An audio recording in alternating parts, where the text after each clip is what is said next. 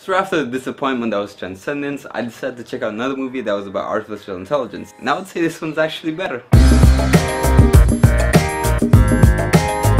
don't think a lot of people would have heard about The Machine because it's kind of an indie movie. It's basically about this dude who's also a leader in artificial intelligence, creates this hyper-intelligent machine that eventually questions about consciousness and whether or not the machine is alive start popping up. You know, the whole debate about how do you prove consciousness. If we were able to one day create a machine that behaved exactly like a human would, is it conscious or is it just a machine? Now, unlike Transcendence, which kind of did also touch on the subject of consciousness, The Machine does it really well. So it deals a lot with like the moral issues of like artificial intelligence, robotics, and like implanting people with robotics. Like the opening scene of this movie, you have like a dude with like half his head blown off. He's like pretty much dead. He's just like, and then they turn on his brain implant and he basically comes alive.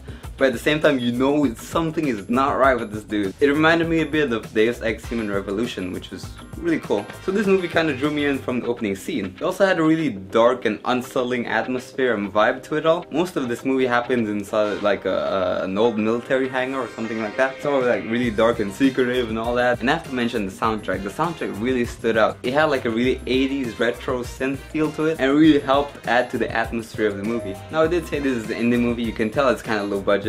But I didn't think there were any issues with the acting. In fact, I think Caity Lotz did a really good job of playing the machine. Probably one of the best like human-android performances. So the acting was solid, the story kept me interested. There was a really nice mix of visual and practical effects as well. Even though I said the acting wasn't that big of an issue, I thought the main bad guy could have been a bit better. And I also felt that they kind of rushed the story. It actually felt like a television show pilot because they established a really interesting universe with all these artificial intelligences like implants and stuff like that. The story could have been written so that it took place over a couple months or even years. I felt that they had a lot of material but they had to rush it to fit in the movie. But aside from that, I don't really have any major complaints. So I would say if you like sci-fi, definitely go check out The Machine. It's not the greatest sci-fi movie around, but it did surprise me and I enjoyed it more than I thought I would. So maybe you will too, or maybe not, in which case I want you to tell me why in the comments below, and I'll see you guys next time.